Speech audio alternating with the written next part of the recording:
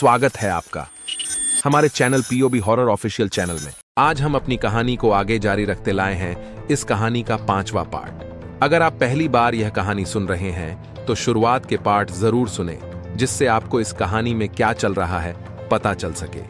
अभी तक हमने सुना था कि हमारे सारे किरदार अपना सामान लेके अथाह की ओर निकल गए थे। रास्ते में उन्होंने खतरनाक गरीड के एक झुंड का सामना किया।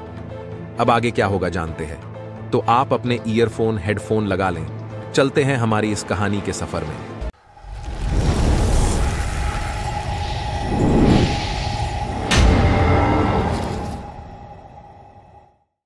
ठाकुर बोला कि आपने क्या ऐसा कहा जो हम नहीं सुन सके? आगाह ने सुन लिया। आगाह इनको बताऊं, मैंने कहा। आगाह बोला कि श्रीमान कह रहे कि जितनी जल्दी हो ये जगह छोड़ दो। मैंने जवाब दिया कि ज्यादा से ज्यादा आधा घंटा। अनन्या ने घबराते हुए मुझसे पूछा कि क्या कोई और खतरा है? हां, मैंने कहा। इन गरीड़ों के बारे में जो मैंने सुना है उसके हिसाब से इनका एक और दल है जो दूसरी दिशा में शिकार ढूंढने गया होगा। जब उन्हें इनकी लाशों की गंध मिलेगी वो इधर ही मुड़ जाएंगे। अब वो कितने हैं पता नहीं। मेरी बात सुनते ही सबके चेहरे पीले पड़ गए। फिर हम अब क्या करेंगे दुबे? अनन्या ने कहा। मैं बोला, सबसे पहले तो सामान बांधकर तैयार हो जाओ, फिर देखते कि है क्या कर सकते हैं। अभी तुम सब युद्ध स्तर पर लग जाओ और मुझे सोचने दो। सबके सब लग गए। आधे घंटे से पहले ही सामान बांधकर घोड़ों पर लाद दिया गया। अब चलना ही बाकी था। सब मेरे पास इकट्ठे हो गए। बोले, क्या सोचा आपने? मैंने आगाह से कहा कि हमें किधर जाना है। उसने कहा कि जिस दिशा से गरीड आए थे उसी दिशा में। मैंने कहा, इसका मतलब है कि उधर जाना मौत को दावत देना है, क्योंकि उनका दूसरा झुंड अब उधर ही है। इसलिए उधर जाना सही नहीं है, लेकिन हमारा गंतव्य तो उधर ही है। फिर आपने क्या सोचा है इस बारे में? इस बार ललाट ने पूछा। मैंने कहा कि एक ही रास्ता है, हमारे पास थोड़ा लंबा हो सकता है, पर वह हमें गरीडों से बहुत दूर ले जाएगा। फिर जल्दी बताओ हमें। वह तरीका अनन्या ने उत्सुकता से कहा। अब हम दक्षिण की ओर चले गए, लगभग 4 कोस या थोड़ा और ज्यादा। फिर हम पूर्व की ओर मुड़ जाएंगे। फिर हम इतना ही पूर्व में चलकर वापस उत्तर की ओर मुड़ जाएंगे। उत्तर की ओर हम उतना ही चलेंगे जितना हम दक्षिण की ओर चलेंगे। फिर हम वापस अपने रास्ते पर आ जाएंगे। मेरी बात को सब कुछ देर सोचते रहे। फिर सबसे पहले अनन्या बोली, आपकी योजना बहुत शानदार है दुबे जी। फिर सब रवाना हो लो, वरना मौत लौटने वाली है। फिर सब तीव्र गति से दौड़ पड़े। हम लोग तीव्र रफ्तार से जितना हमसे संभव था दक्षिण की ओर चल पड़े। हमने यात्रा की वही पद्धति रखी।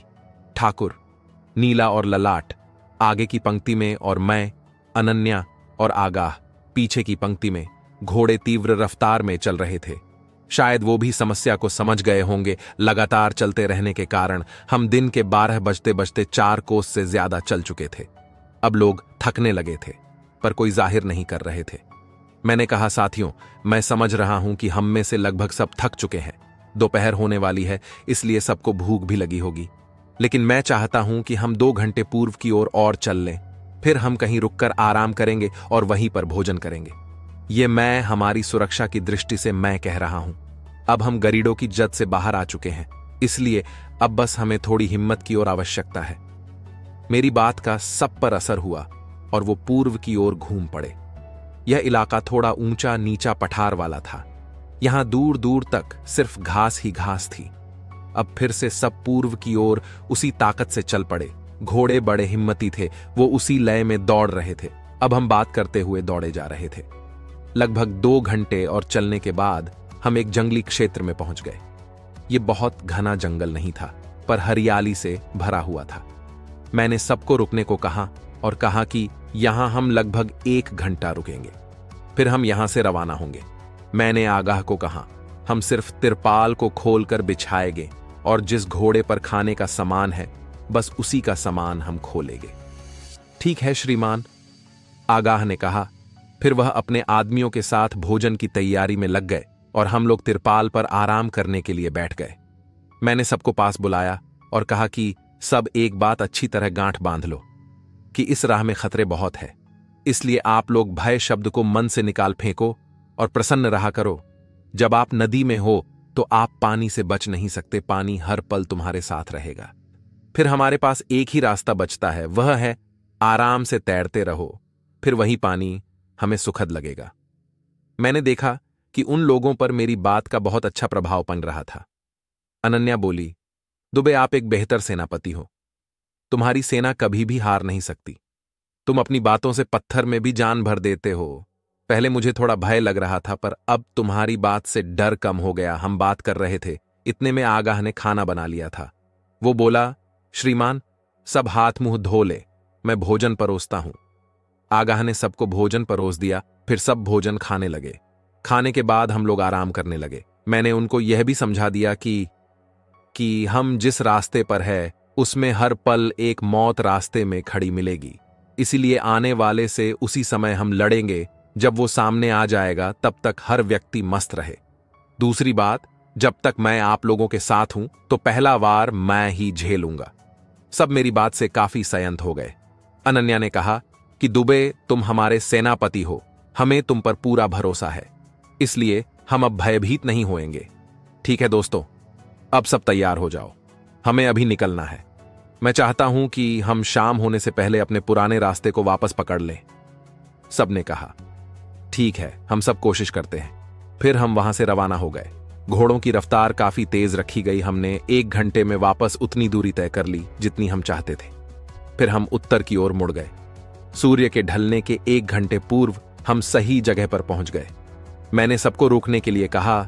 जब सब रुक गए तो मैंने कहा कि हम सही रास्ते पर पहुंच गए हैं, अब हम यहीं पर विश्राम करेंगे। मैंने आगाह को कहा कि वह शामियाने लगाना शुरू करे, बाकी सब लोग उसकी सहायता करें।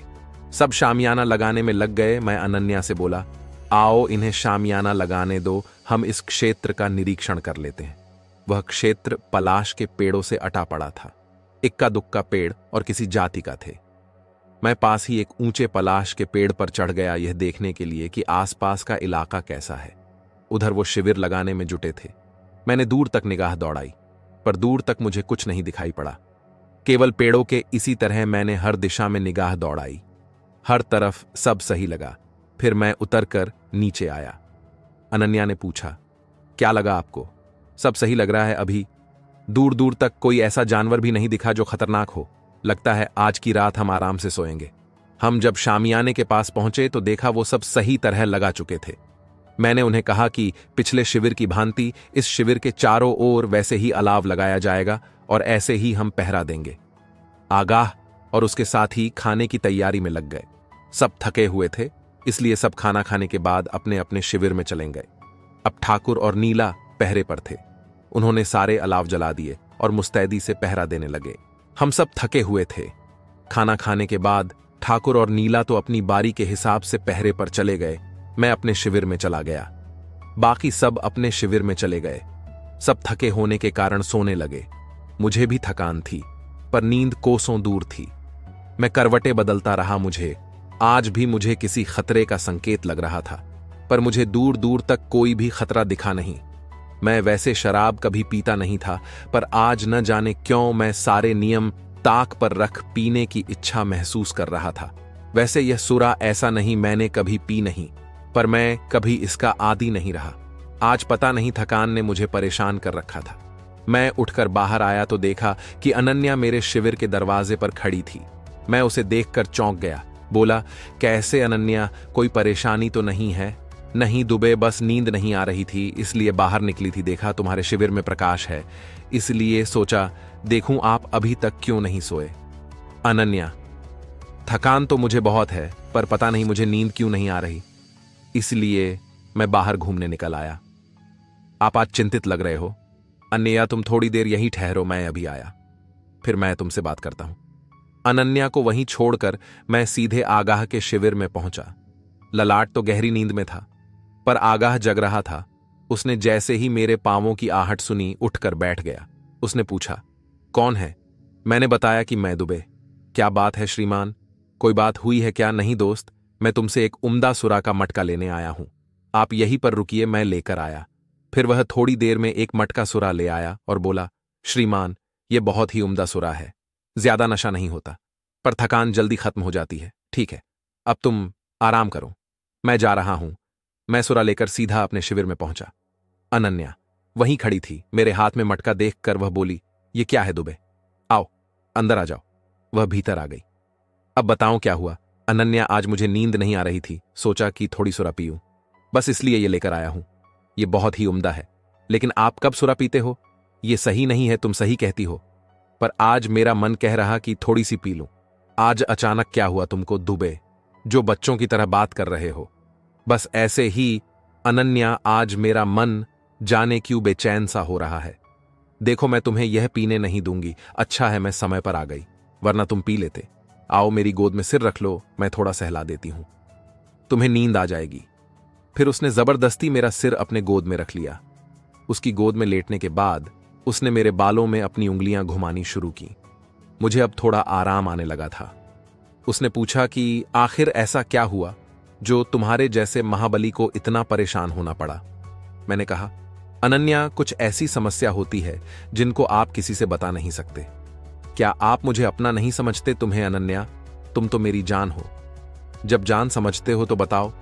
अनन्या, आज मुझे फिर ऐसा लग रहा कि कोई खतरा आने वाला है, इसलिए मैं परेशान हूं। जब मुझे ऐसा लगता है तो समझ लो कि जरूर कोई जबरदस्त समस्या आने वाली है। आप चिंता मत करो, जो भी होगा देख लेंगे। अभी चिंता करने से हम अपना आज खत्म कर लेंगे। ये तो आप ही सिखाते हो और खुद ही घबरा रहे हो। उसकी बात से मुझे शर्मिंदगी लगी। अब मन हल्का हो गया था। अब तुम भी लेट जाऊं अनन्या, मुझे आराम आ रहा है। वह भी मेरी बगल में लेट गई, मेरे सिर को सहलाती रही। उसका यह जादू चल निकला, मुझे गहरी नींद आ गई। वह भी सो गई। हमारी नींद तब खुली जब शिविर के बाहर आगाह की आवाज आई, श्रीमान, आप पहरे पर जाएंगे या हम दोनों ही देख ले? मेरी नींद खुल गई थी। अब मन बिल्कुल सही था। मैंने आगाह से कहा, तुम जाओ, आराम करो, मैं पहरे पर जा रहा हूं। रात को कोई भी मेरे शिविर में नहीं आता था, क्योंकि लोगों को पता था कि रात में अनन्या मेरे साथ हो सकती है। इसलिए आगाह बाहर से वापस लौट गया। मैंने अनन्या को आवाज दी। वह हड़बड़ाकर उठ बैठी, बोली, क्या हुआ दुबे, पहरे में नहीं चलना क्या? क्यों नहीं चलना? चलो मैं अपने अस्त्र ले आती हूं। मैंने कहा, मैं जा रहा हूं, तुम आओ। मैं पहरे पर पहुंचा, देखा सारे अलाव तेजी से जल रहे थे। मैं मुख्य द्वार के करीब बैठ गया। थोड़ी देर में अनन्या भी आ गई। मैं मुख्य अलाव के पास बैठा हुआ था। तभी राजकुमारी अनन्या कुलाचे मारते हुए आ पहुंची। उसकी वह चाल हृदय के भीतर सुप्त विचारों को झंझावत में बदलने के लिए काफी थी। उसकी नजदीकी मृत को जिंदा कर सकती थी। वो दौड़ती हुई आकर मेरे नजदीक ही थप से बैठ गई। बोली, अब कैसा लग रहा है? अब मैं एकदम सही हूं राजकुमारी, तुम्हारा स्पर्श ही कुछ ऐसा है, मृत में जिंदगी डाल दे। मैं तो थोड़ा हिला हुआ था, बस बहुत बात बनाने लगे हो महाबली। बातें करते करते वह समय भी बीत गया और मैं अपने शिविर में चला गया। एकदम सुबह आगाह ने आकर मुझे आवाज दी, आगे क्या करना है श्रीमान? मैंने कहा, अंदर आ जाओ। वो भीतर आ गया। बोला, श्रीमान, आगे क्या करना है बताइए, उसी तरह मैं तैयारी करूं। कुछ नहीं, आज का दिन और आज की रात यही रुकेंगे, इसलिए तुम उसी हिसाब से आगे की कार्यवाही करो। ठीक है श्रीमान। वह वापस जाने को मुड़ा, फिर रुक कर बोला, श्रीमान कैसी लगी वह सुरा? मैं बोला, भैया तुमने अच्छा याद दिलाया, अब तुम उसे ले जाऊं। अनन्या ने उसे पीने नहीं दिया। ठीक है श्रीमान, मैं उसे ले जाता हूं। आपने आज यहां रुकने का कह के बहुत अच्छा किया। अब हम और हमारे घोड़े ताजादम हो लेंगे। वह सुरा का घड़ा वापस ले गया। मैं उठकर बाहर निकल गया। वह प्रदेश बहुत ही रमणीक था। पलाश के पेड़ों में गोल गोल पत्ते बड़े सुंदर दिख रहे थे। रास्ते में ललाट मिल गया, शायद वह नित्य कर्मों निवृत्त होने आया था। मैं चलता हुआ दूर तक निकल आया। मेरे पास केवल मेरी कटार थी। वह हमेशा मेरी कमर में उड़ेशी रहती थी। मैं दौड़ा आगे गया तो देखा एक बहुत सुंदर पोखर था, काफी दूरी में फैला था। मैंने देखा उसमें 2 तरह के कमल के फूल खिले हुए थे, सफेद और लालमय। पहले और आगे तक गया, वहां नित्य कर्म से निवृत्त हुआ। फिर उस तालाब में हाथ और मुंह धोया, पानी बहुत ही शीतल था। जी किया कि स्नान कर लूं, पर फिर सोचा कि अनन्या को साथ लेकर आऊंगा, उसे तालाब में नहाना अच्छा लगता है। शिविर में पहुंचा तो अनन्या मुझे तलाश रही थी। बोली, सब आपको ढूंढ रहे हैं, कहां चले गए थे? भैया नित्य कर्म से निवृत्त होने गया था। क्या उसके लिए भी सबको बताना पड़ेगा? वह हंसने लगी, बोली, कुछ भी बोल देते हो। चलो, भोजनालय में कलेवा बना हुआ है, मैंने भी तुम्हारे चक्कर में कुछ खाया नहीं, चलकर खाते हैं। चलो, मैंने कहा।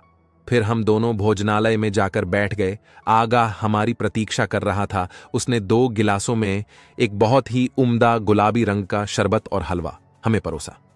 हमने वह शरबत पिया तो स्वाद उसका हमें सही लगा, लेकिन उसके पीते ही शरीर हल्का लगने लगा। मैंने आगाह से पूछा, भैया यह क्या है? बोला, यह एक शरबत है, इससे शरीर हल्का हो जाता है, मन शांत हो जाता है। वह सही कह रहा था। हम दोनों को अब हर चीज अच्छी लग रही थी। फिर हमने वह हलवा भी खाया, वह भी लाजवाब था। सुबह वह शानदार कलेवा था मेरे लिए। अनन्या ने वह शरबत मुझसे ज्यादा खुद पी लिया था। उसमें आगाह के हिसाब से कम नशा था, पर अनन्या जिसने कभी पिया ही नहीं उसके हिसाब से बहुत ज्यादा था। मुझे तो उसने ज्यादा प्रभावित नहीं किया था, पर अनन्या पर उसका प्रभाव काफी हो चुका था। वहां से निकलते समय आगाह ने मुझे इशारे से समझा दिया था कि मैं अनन्या का ख्याल रखूं, क्योंकि उसने अनन्या को ज्यादा पीते देख लिया था। मैंने उसे हाथ के इशारे से समझा दिया था कि मैं सब देख लूंगा। धूप काफी निकल आई थी। ललाट और आगाह के चारों आदमी तालाब से नहा आए थे। मैं, ठाकुर, अनन्या, आगाह और नीला ही बचे थे।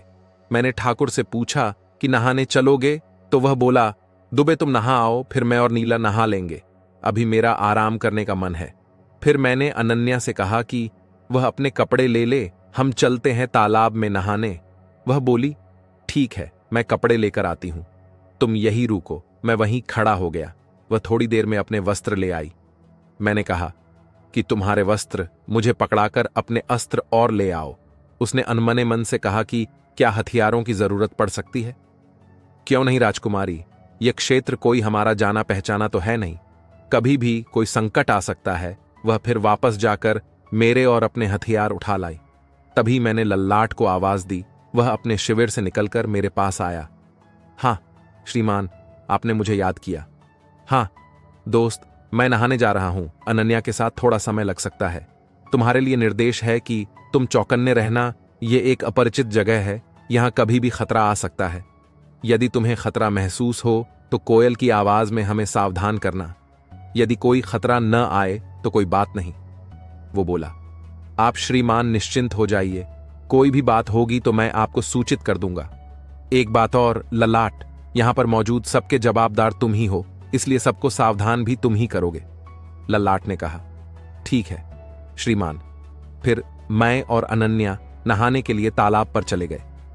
रास्ते में अनन्या ने पूछा कि तुम्हें कोई खतरे का संकेत मिला है? क्या नहीं अनन्या, ऐसी कोई बात नहीं, पर तुम जानती हो खतरा कभी भी और कहीं भी हो सकता है, इसलिए सावधानी जरूरी है। वह बोली, आप सही कह रहे हो महाबली। फिर उसने बताया कि उसे न जाने क्यों नशा सा लग रहा है। मैं बोला कि नशा तो होगा ही, तुमने आवश्यकता से ज्यादा वह शरबत पी लिया। जो वह जिस फल से बनता है उसमें नशा होता ही है। पर कोई चिंता की बात नहीं, नहाने के बाद थोड़ा कम हो जाएगा, पर हल्का हल्का तो रहेगा ही। वैसे तो यह बुरा नहीं लग रहा, पर मैं सोचती हूं कि कोई ऊंट पटांग हरकत न कर बैठूं। कुछ भी नहीं होगा, मैं हूं ना तुम्हारे पास। तब ठीक है, वह बोली। हम तालाब तक पहुंच गए। वहां का मनोरम दृश्य देखकर वह बहुत खुश हुई। 2 तरह के कुमुदनी के फूलों ने तालाब की खूबसूरती को 4 चांद लगा दिया था। वह तालाब में घुसने को ललायत हो उठी। सारा सामान बाहर रखा और कूदने की तैयारी करने लगी, लेकिन पता नहीं उसके मन में क्या हुआ, वह रुक गई। मैंने पूछा कि क्या हुआ राजकुमारी, क्यों रुक गई? बोली, मुझे उस झील वाली घटना याद आ गई, इसलिए ठहर गई। लेकिन यहां वैसा कोई खतरा तो नहीं लगता, क्योंकि कुछ समय पूर्व यहां से 5 लोग नहाकर जा चुके हैं। यदि कोई खतरा होता तो पता चल जाता। फिर भी मैं एक बार तालाब में पहले प्रवेश करके देख लेता हूं, फिर तुम भी भीतर आ जाना। उसने हां में सिर हिलाया। मैंने भीतर छलांग लगा दी। तालाब का पानी बाहर से ही ठंडा था, नीचे के हिस्से में पानी गुनगुना था। मैं 1 मिनट तक पानी के नीचे रहा। इधर जब मैं 1 मिनट तक उसे दिखा नहीं तो वह घबरा कर मुझे आवाज देने लगी। तब तक मैं बाहर आ गया। वह मुझे देखकर नाराज होकर बोली, ऐसा मत करो वरना मेरी जान निकल जाएगी। मैं मुस्कुराकर बोला, ठीक, दोबारा ऐसा नहीं होगा। मैं तो तलहटी का अंदाजा लगाने गया था। यह काफी गहरा तालाब है, इसमें साल भर पानी रहता होगा। यहां कोई खतरा नहीं है, तुम अंदर आ जाओ। उसने अपने कपड़ों को मजबूती से लपेटा और तालाब में उतर गई। वह पानी की मछली थी, पानी में वह बहुत तेज तैर रही थी। हम लोगों ने बहुत देर तक उस तालाब का आनंद उठाया। तभी आगाह का एक साथी मुझे आवाज लगाता हुआ दिखाई पड़ा। मैंने ध्यान से देखा तो वह काफी परेशान दिख रहा था। तैरता हुआ मैं बाहर आ गया। मेरे पीछे अनन्या भी बाहर आ गई। मैंने उससे पूछा, क्या हो गया? वह इतना घबराया हुआ था कि बोल ही नहीं पा रहा था। मैंने उसके कंधे पर हाथ रखकर कहा, क्या हुआ दोस्त? इतना घबराए हुए क्यों हो? मेरी बात से उसे हिम्मत आई। उसने बताया है कि शिविर पर दस्यु ने आक्रमण कर दिया है। ललाट, आगाह, ठाकुर और नीला सब अपने अपने मोर्चे पर डटे हुए हैं। आगाह ने चुपचाप मुझे आपको खबर देने भेज दिया। मैंने अनन्या को कहा, तैयार हो जाओ, तुम दाहिने से आगे बढ़ो और मैं बाएं से बढ़ता हूं। इन दस्यु को हमें जबरदस्त सबक देना होगा। वह दाहिने ओर बढ़ी और मैं बाएं ओर उस कबीले वाले के साथ बढ़ा। थोड़ी देर में हम पलाश के पेड़ों की ओट लेकर उस जगह पहुंच गए। मैंने देखा कि हमारे सिपहसालार सही फैसला कर चुके थे। ललाट एक बेहतर लड़ाका था और अच्छा सेनापति भी। उसकी नीति मुझे बहुत अच्छी लगी। मैंने तीतर की आवाज में ललाट को संदेशा भिजवा दिया कि मैं आ गया हूं, इसलिए वह निश्चिंत हो जाए। वो दस्यु 40 के लगभग थे। तभी उनके सरदार ने कहा कि जो भी लोग शिविर हो वह बाहर आ जाए, वरना वह अपनी मौत का जवाबदार होगा। ललाट को पता चल गया था कि मैं उसके पास पहुंच चुका हूं। उधर दस्युओं के सरदार ने फिर चेतावनी दी कि यदि वो लोग बाहर नहीं आए तो वह फिर आक्रमण कर देगा। तभी मैंने उस आगाह के आदमी को वहीं रुकने को कहकर खुद आगे बढ़ाया।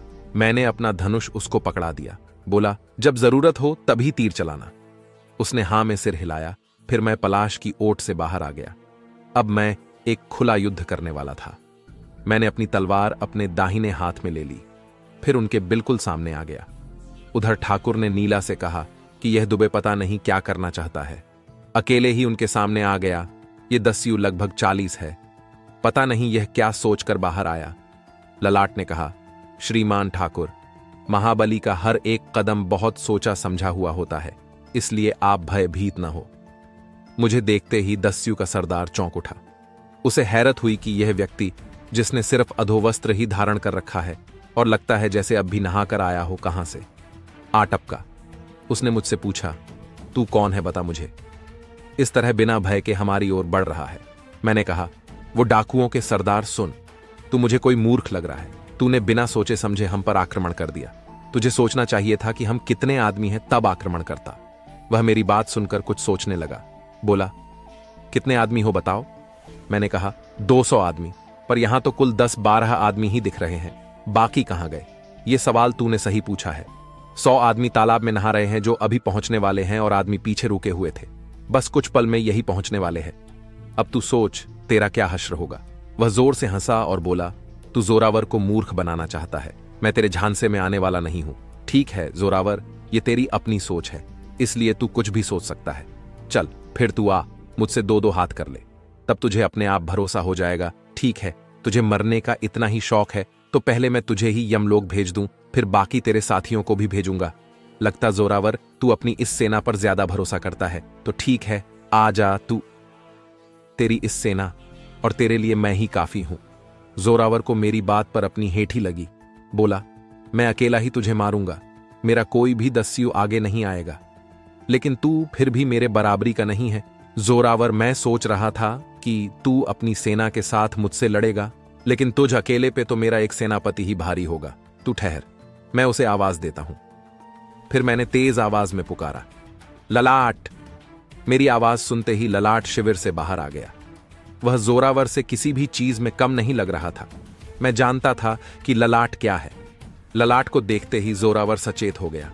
उसने अपनी तलवार हवा में लहराई और घोड़े से कूद पड़ा। अब दोनों आमने सामने थे। दोनों आमने सामने खड़े होकर एक दूसरे को तौल रहे थे। तभी जोरावर ने तलवार का एक तिरछा वार ललाट पर कर दिया। ललाट ने अपनी तलवार से वह वार खाली कर दिया। दोनों जबरदस्त लड़ाका थे। उनकी तलवारें एक दूसरे का वार खाली कर रही थीं। तभी ललाट ने एक आभासी वार कर दिया। जोरावर धोखा खा गया। उसे लगा कि वार सिर पर आ रहा है, जबकि वार उसके पांवों पर था, एक लंबा घाव बनाती हुई। ललाट की तलवार फिर से उसके कंधे की ओर बढ़ी। जोरावर दर्द से दोहरा हो उठा। उसने कंधा बचाने का भरपूर प्रयास किया, पर उसकी तलवार उस वार को बर्दाश्त न कर सकी। हाथ से छूटकर दूर जा गिरी। उसने घबराकर दोनों हाथ खड़े कर दिए, मतलब उसने हार स्वीकार कर ली। हाँ जोरावर, अब क्या है तुम्हारे मन में, वह बोला। मैं तुम्हारी ताकत को मान गया।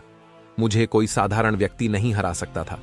जब तुम्हारा एक सेनापति मुझे हरा सकता है तो तुम कोई बहुत ही ऊंची चीज हो।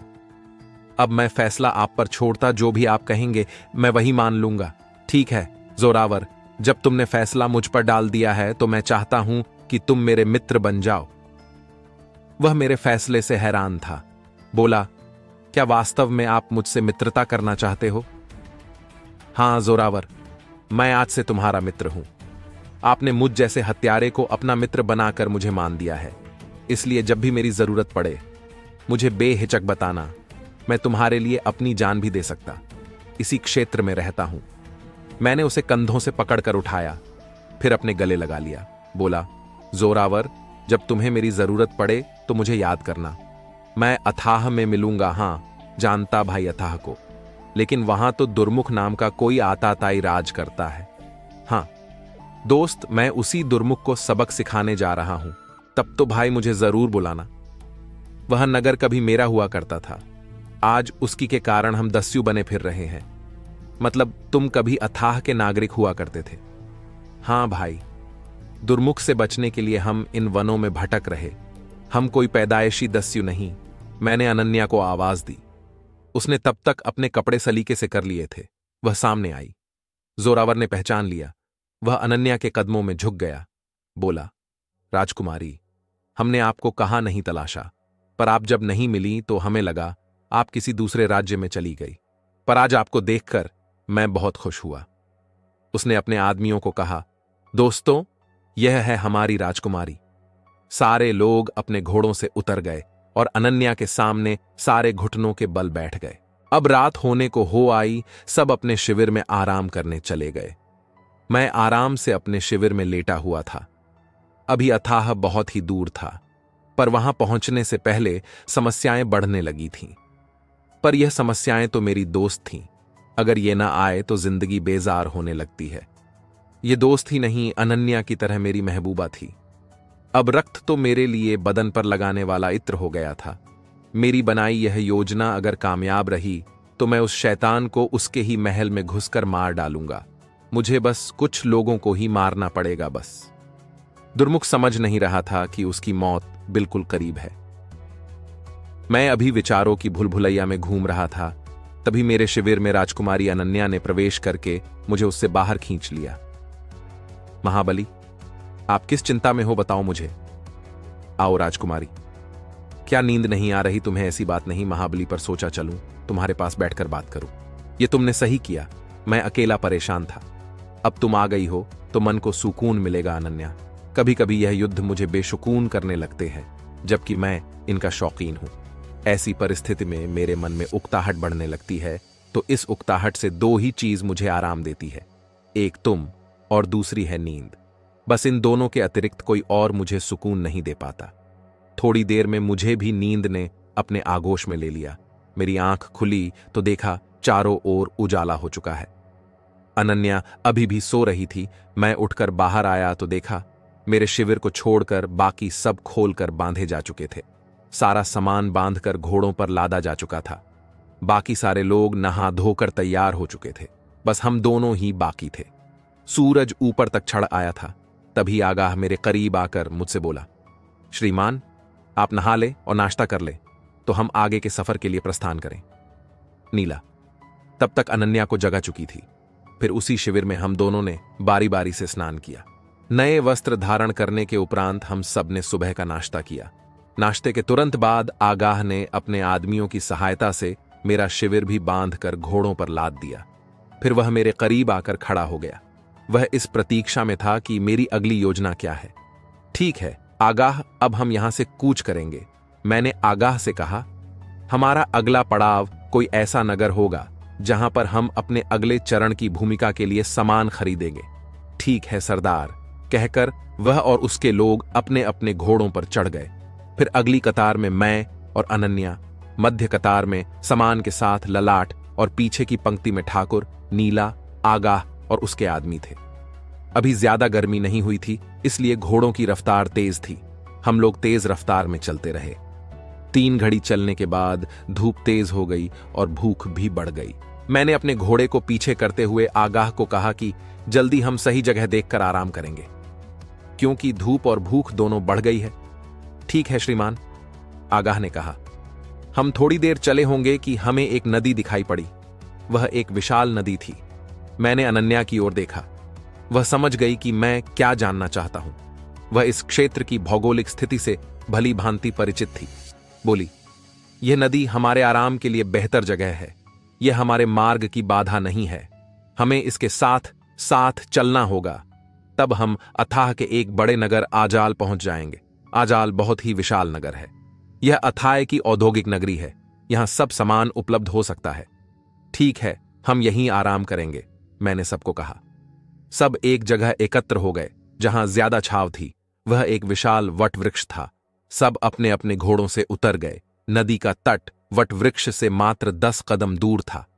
आगाह के आदमियों ने घोड़ों की रस्सियों को थोड़ा लंबा करके उस वटवृक्ष की जड़ से बांध दिया, ताकि वो जल ग्रहण के साथ साथ घास का सेवन कर सके।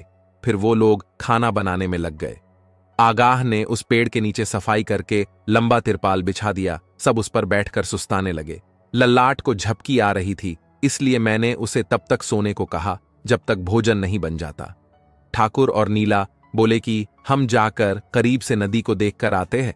जाओ, लेकिन सावधानी रखना, ये जंगल जानवरों से भरे रहते हैं, मैंने उन्हें समझाया। ठीक है, हम ध्यान रखेंगे, दोनों ने एक साथ कहा। थोड़ी समय बाद ठाकुर और नीला भी नदी पर से घूमकर आ गए थे। सबने आराम से भोजन किया। भोजन बहुत ही लजीज था। वैसे भी आगाह शानदार भोजन बनाता है। खाने के उपरांत मैं थोड़ी देर के लिए आराम करने के लिए तिरपाल पर लेट गया। हम बहुत ही शीघ्र अथाह के किसी नगर में पहुंचने वाले हैं।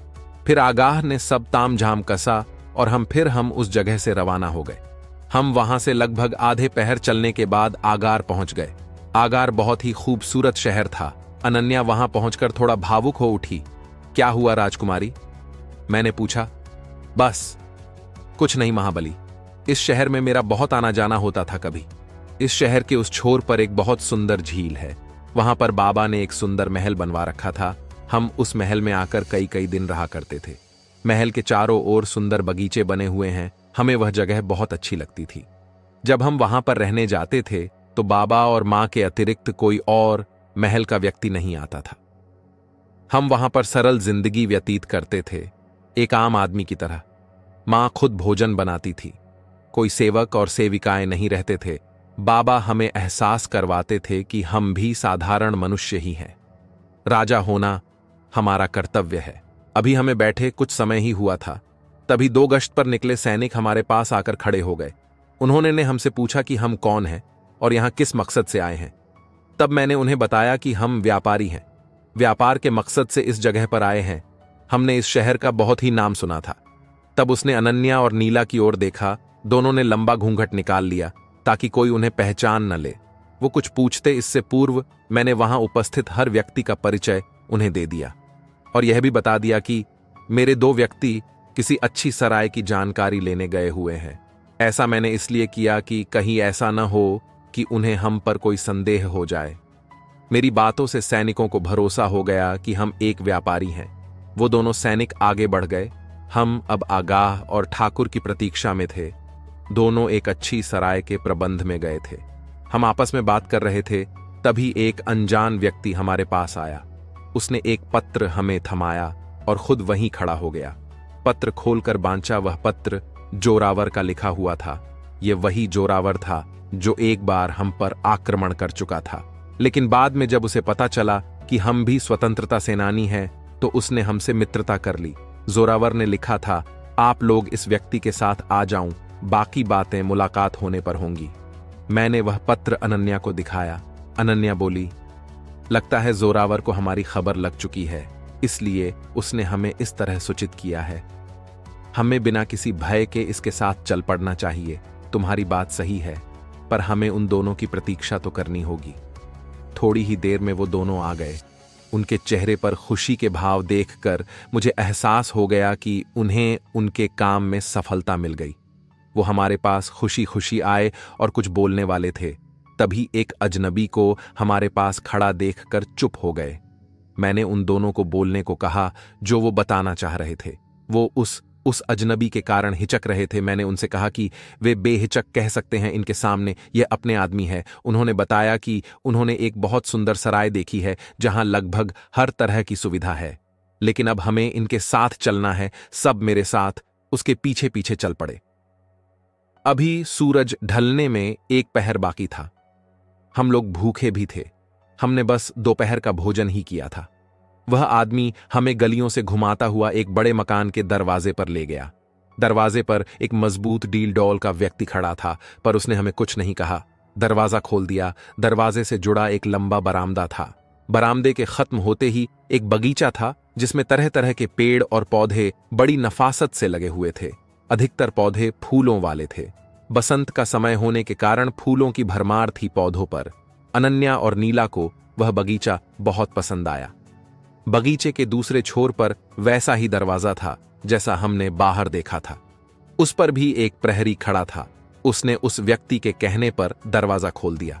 दरवाजे के दूसरी ओर एक विशाल तालाब था। वह कृत्रिम नहीं जान पड़ता था, लगता था जैसे प्राकृतिक रूप से बना हो। उस तालाब के दूसरी ओर एक विशाल दीवार थी। उससे आगे कोई रास्ता नहीं दिखाई पड़ रहा था। हम सब हैरान थे कि यहां कहां कोई मकान है। वह हमारी परेशानी समझ गया। उसने हमें आश्वस्त किया।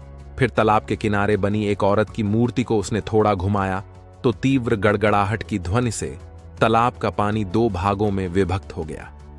वहां अब नीचे जाने को सुंदर सीढ़ियां दिखाई पड़ रही थीं। उसने हम लोगों को नीचे उतरने को कहा। हमने जैसे ही सीढ़ी के आखिरी पायदान पर पांव रखा, दरवाजा बंद हो गया। उसने एक मशाल जला ली। मशाल जलाते ही उसकी रोशनी में एक लंबी मानव निर्मित गुफा दिखाई पड़ी। गुफा के आखिरी छोर पर ऊपर की ओर सीढ़ियां थीं। जब हम उन सीढ़ियों से ऊपर पहुंचे तो बाहर शाम का धुंधलका फैलने लगा था। सामने एक खूबसूरत महल जैसा मकान था। वह हमें लेकर मकान भीतर पहुंचा। मकान जितना बाहर से खूबसूरत था, उससे ज्यादा खूबसूरत अंदर से था। भीतर राजसी सुविधाएं उपलब्ध थीं। वह हमें लेकर ऐसे कक्ष में पहुंचा जिसमें सुंदर आसन लगे हुए थे। उसने हमें वहां बैठने को कहा। हम सब थके होने के कारण आसनों पर आराम सा बैठ गए। मुझे जोरावर की यह सुरक्षा व्यवस्था बहुत ही अच्छी लगी। मुश्किल से कुल पल की प्रतीक्षा के उपरांत जोरावर आ गया। आते ही उसने अपना दाहिना हाथ मुट्ठी बांधकर सीने से लगाया और बोला, जय अथाय। हम सब ने उसी की तरह अपने अपने सीने से अपना दाहिना हाथ मुट्ठी बांधकर लगाया और जय अथाय का जय घोष किया। उसने अपने एक व्यक्ति को बुलाकर कहा कि वह हमारे रहने और भोजन इंतजाम करे। फिर वह हमसे बोला, आप लोग अभी आराम करें, मैं कल सुबह आप लोगों से मिलता हूं। वह चला गया तो उसके उस व्यक्ति ने हमें हमारे कमरे दिखा दिए। बोला, आप अपने हिसाब से कमरे चुन लो। यदि किसी ने स्नान करना है तो वह स्नान कर सकता है। हर कमरे में पानी की व्यवस्था है। मैं आप लोगों के भोजन की व्यवस्था करने जा रहा हूं। वहां बहुत सारे कमरे थे। मैंने सबको एक एक कमरा आवंटित कर दिया। फिर जिसको भी स्नान करना था उसने स्नान किया। मुझे भी स्नान करना था, इसलिए मैंने भी स्नान किया। स्नान करके मैं लेटा हुआ था।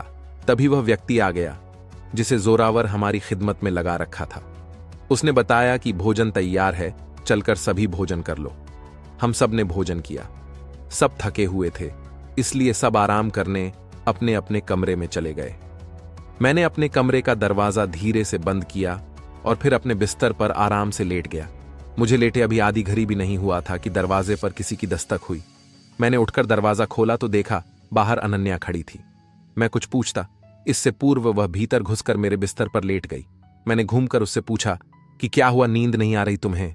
वह मुस्कुराकर बोली, तुम्हारे बिना मुझे नींद कहां आती है। मैं समझ गया कि वह अब वापस अपने कमरे में जाने वाली नहीं है, इसलिए दरवाजे को बंद करके मैं भी उसकी बगल में लेट गया। अनन्या गहरी नींद में सो गई। मुझे एहसास तब हुआ जब उसने कोई प्रतिक्रिया नहीं दी। मैंने उसे धीरे हिलाकर आवाज दी, पर गहरी नींद में होने के कारण उसने कोई प्रतिक्रिया नहीं दी। उसने मेरी तरफ ही अपना मुंह कर रखा था। मैंने भी सोने का प्रयास किया। थोड़ी देर में मुझे भी गहरी नींद आ गई। वहां के कमरे इस तकनीक से बनाए हुए थे कि हर कमरा वातानुकूलित था। सुबह जब मेरी नींद खुली तो देखा अनन्या अभी भी मुझसे चिपकी हुई सो रही थी। मैंने धीरे से उसका वह हाथ अपने बदन से हटाया और उठकर बैठ गया। सोचा चलो आसपास का मुआयना कर लेता हूं। मुझे यही एहसास था कि हम जमीन के अंदर कहीं पर है। मैं अपने बिस्तर से उठकर दरवाजा खोलकर बाहर आ गया, फिर दरवाजा आहिस्ता से बंद कर दिया। कमरे के बाहर एक लंबा गलियारा था। गलियारे के दोनों ओर वो कमरे बने हुए थे जिसमें मेरे साथ आए लोग सो रहे थे। मैंने वह गलियारा पार किया तो पाया कि वह दाहिनी ओर को मुड़ गया था। कुछ दूर चलने के बाद गलियारा जहां खत्म हुआ था वहां से ऊपर जाने को सीढ़ियां थीं। मैं सावधानी पूर्वक ऊपर की ओर जाने चढ़ने लगा। जब मैं ऊपर पहुंचा तो ऊपर खुली जगह थी। मैं उस जगह से जब बाहर निकला तो मैंने खुद को एक जंगल में पाया। चारों ओर हल्का हल्का धुंधलका फैला हुआ था। यह सुबह होने का संकेत था। जंगल बहुत ही सघन दिखाई पड़ रहा था, इसलिए चारों ओर अभी भी उजाला फैल नहीं पाया था। बाहर जंगल के रात्रिकालीन फूलों की सुहास चारों ओर फैल रही थी। मैं वहीं करीब रखे एक पत्थर पर बैठ गया और ठंडी हवा का लुत्फ उठाने लगा। मुझे बैठे अभी कुछ देर हुई थी, तभी मुझे पत्तियों की सरसराहट महसूस हुई, जैसे कोई पत्तियों पर चलकर गया हो कोई। मैंने तीव्रता से उसी ओर देखा, पर मुझे कुछ भी दिखाई नहीं पड़ा। पर इस बात ने मेरे भीतर संदेह का कीड़ा जगा दिया। मैं उस पत्थर से उठकर खड़ा हो गया और उसी दिशा में चल पड़ा जहां से मुझे वह आवाज आई थी। सूरज निकल चुका था, इसलिए अब जंगल में उजाला फैलने लगा था। मैं पत्तों पर बने कदमों के निशानों को जांचता हुआ एक ऐसी जगह पहुंचा जहां एक काफी बड़ा स्वच्छ जल का तालाब दिखाई पड़ रहा था। उस तालाब के करीब आकर उस अनजान व्यक्ति के कदमों के निशान गायब हो गए थे। मैंने बैठकर कदमों के निशानों का गहराई से मुआयना किया। उजाला काफी फैल चुका होने के कारण अब कदमों के निशान काफी स्पष्ट दिख रहे थे। उन चिन्हों से ऐसा प्रतीत हो रहा था जैसे वो किसी 10-12 साल के बच्चे के हों। लेकिन सोचने वाली बात यह थी कि आखिर वह कहां गायब हो गया। मैं वहीं तालाब के पास खड़ा होकर उसके जल को निहार रहा था। यदि वह तालाब में गया होगा तो निश्चित ही वह श्वास लेने के लिए बाहर सिर निकालेगा, पर ऐसा कुछ नहीं हुआ। मैं लगभग 1 घड़ी तक उस तालाब के जल को निहारता रहा। जब वह बाहर नहीं आया तो मुझे चिंता होने लगी, कहीं ये भीतर फंस तो नहीं गया या किसी जलीय जीव ने पकड़ लिया हो। मैंने तालाब में प्रवेश करने का निर्णय लिया।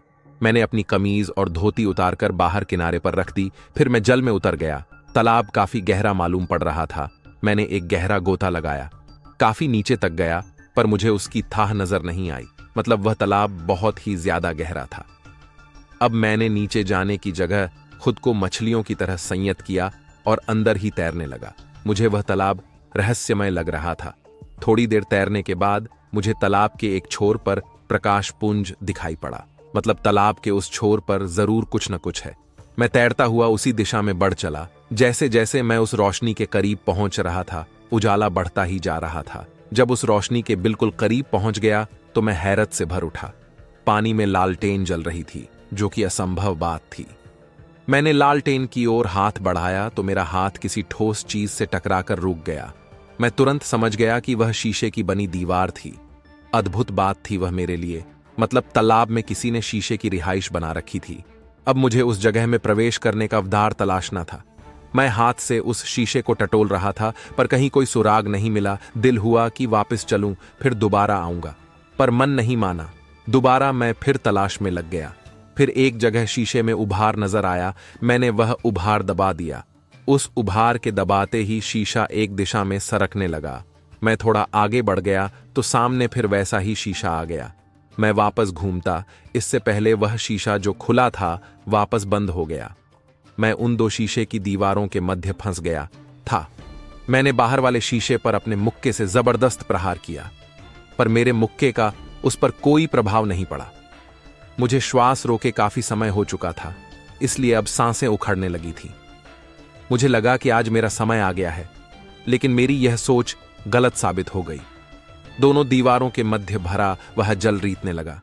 थोड़ी सी देर में वह जगह बिल्कुल खाली हो गई। अद्भुत तकनीकी थी वह। जल में घर बना दिया था। अब जल दीवार के उस पार था। मैंने लंबी सांस खींची ताकि फेफड़ों में प्राणवायु की कमी को पूरा कर सकूं। जब दिमाग शांत हुआ तो मैंने दीवार के उस तरफ झांकने का प्रयास किया। उस दीवार के पार दिख तो रहा था, पर धुंधला धुंधला। इस बार मुझे विश्वास हो गया कि उस दीवार में जरूर कोई गोपनीय दरवाजा होगा। मैं बारीकी से तलाशने लगा, लेकिन उस दीवार पर पहली दीवार की तरह कोई उभरा स्थान न था। मैं हैरत में था कि आखिर गोपनीय चाबी कहाँ है जो इस द्वार को खोल सकती है। मैंने सोचा कि मुझे एक बार और प्रयास करना चाहिए। शायद कुछ ऐसा रह गया है जो मेरी दृष्टि में नहीं आया हो। मैंने एक बार पुनः हर चीज का बारीकी से अध्ययन किया, पर वही ढाक के तीन पात रहा। आखिर उन तकनीकी विशेषज्ञों ने ऐसा क्या सोचा होगा जो मेरे दिमाग में नहीं आ रहा था। मैं वही दीवार के साथ सटकर आराम से बैठकर सोचने लगा। थोड़ी देर सोचने के बाद मैंने दीवार को दोबारा देखा। दीवार के दोनों कोनों में भीतर की ओर से 2 चिराग जल रहे थे। चिरागों का आकार आधे कमल के जैसा था। मुझे यह बात थोड़ी अजीब सी लगी। आखिर चिरागों का आकार आधे कमल सा क्यों बनाया गया? तभी मुझे लगा यह सोचना गलत भी हो सकता है। आधा कमल हो सकता हो, उसकी अपनी सोच हो। अब धीरे धीरे धीरे सिर में दर्द होने लगा था मेरे। मैं उठकर खड़ा हो गया और सोचने लगा कि क्या हो सकता है। कारीगर ने उन दोनों चिरागों के मध्य दूरी का कोई गणित लगा रखा हो। मैंने दाहिने हाथ के चिराग पर अपनी उंगली रखकर उंगली को बाईं ओर खींचा। मेरी आंखें हैरत से फैल गई जब मैंने देखा कि वह आधा चिराग उंगली के साथ बाईं ओर सरक गया। इस बात ने मेरे दिमाग में उस पहेली का हल बता दिया। मैंने उस चिराग को खींचते हुए दूसरे आधे हिस्से से मिला दिया। दोनों के मिलते ही उनकी अलग अलग जल रही बत्ती एक हो गई। इसके साथ वह दरवाजा खुल गया। मुझे यह सब एक तिलिस्मी माया लगी। पानी के भीतर ऐसी तकनीकी सोचकर ही आश्चर्य हो रहा था। वे लोग जिन्होंने इस जगह को निर्मित किया है वो वास्तव में उच्च तकनीकी के विशारद थे। अब मुझे अपना हर कदम बहुत सोच समझ रखना था। भीतर जो भी लोग होंगे निश्चित ही कुशल लड़ाके होंगे और उनके पास आधुनिक अस्त्र भी होंगे। मेरे पास हथियार के नाम पर कुछ नहीं था, इसलिए अब मेरी सुरक्षा मेरी सतर्कता ही है। यह सोचते हुए मैंने धीरे धीरे आगे बढ़ना शुरू किया। कुछ दूर चलने पर वह रास्ता 2 ओर मुड़ गया था। दोनों गलियारों में सफेद प्रकाश फैला हुआ था। यहां आकर मुझे ठिठकना पड़ा। ठिठकने का मुख्य कारण था रास्ते का चुनाव करना। इन 2 रास्तों में से एक निश्चित ही बाहर की ओर जाता है और दूसरा रास्ता अंदर की ओर जाता होगा। मैं असमंजस में था कि मैं कौन से रास्ते का चुनाव करूं। मैं पहले दाहिनी ओर के गलियारे की ओर जाना चाहा, फिर पता नहीं क्यों मेरे मन ने मना कर दिया। आज तक मेरे इस मन का अनुमान कभी गलत नहीं गया। मैंने बाईं ओर ही जाना उचित समझा। मैं उस गलियारे में लगभग 100 कदम चला था, तभी मुझे किसी के कदमों के चाप ने स्तब्ध कर दिया। मैंने महसूस किया कि कोई मेरी ओर आ रहा था। पैरों की धमक से पता चल रहा था कि वह कोई औरत या कम उम्र का बच्चा है। मैंने चारों ओर निगाह दौड़ाई खुद को छुपाने के लिए। तभी गलियारे की एक दीवार में दरवाजा सा दिखाई पड़ा। मैं दबे पांव उस दरवाजे की ओर लपका। मैं अभी किसी मारपीट में शामिल नहीं होना चाहता था। मैंने जैसे ही दरवाजे को धक्का दिया, दरवाजा हल्के दबाव से खुल गया। मैंने जल्दी से भीतर होकर दरवाजा यथावत कर दिया। मैंने भीतर मुड़कर देखा तो दूर तक गहरा अंधकार दिखाई पड़ा। अभी मेरा ध्यान उस पदचाप पर था जो धीरे करीब आती जा रही थी। मैंने दरवाजे में बने एक छिद्र से बाहर को झांका। अब वह पांवों की ध्वनि बिल्कुल मेरे करीब आ गई थी। मैंने प्रकाश में देखा वह एक युवती थी। उसने अपने सिर पर साफे जैसी कोई चीज बांध रखी थी। उसके बाल जूड़े की शक्ल में पीछे बंधे हुए दिखाई पड़ रखे थे। दोस्तों, कौन थी वो लड़की जो उस रहस्यमय तालाब के अंदर मिली? क्या यह कहानी कोई और मोड़ लेने वाली है? क्या दुबे कोई फिर से दूसरी दुनिया में चला गया? जानेंगे हम इस कहानी के अगले पार्ट में। और उस पार्ट में यह कहानी खत्म हो जाएगी। जो भी आपके मन में चल रहा है वो मेरे मन में भी चल रहा है। कौन है यह दुबे? क्यों ठाकुर कहानी सुना रहा था, फिर वही कहानी दुबे सुनाने लगा? हम किस मायाजाल में फंस गए हैं? कहानी के अंत में इन सब का उत्तर आपको मिल जाएगा। अगर आप हमारे चैनल पर नए हैं और आपने अभी तक हमारे चैनल को सब्सक्राइब नहीं किया तो कर लें, जिससे आप हमारी कहानी से जुड़े रहे। और कहानी पसंद आई और अभी तक आपने वीडियो को लाइक नहीं किया तो कर दें। मिलते हैं हमारी अगली कहानी में। जब तक आप अपना ख्याल रखें।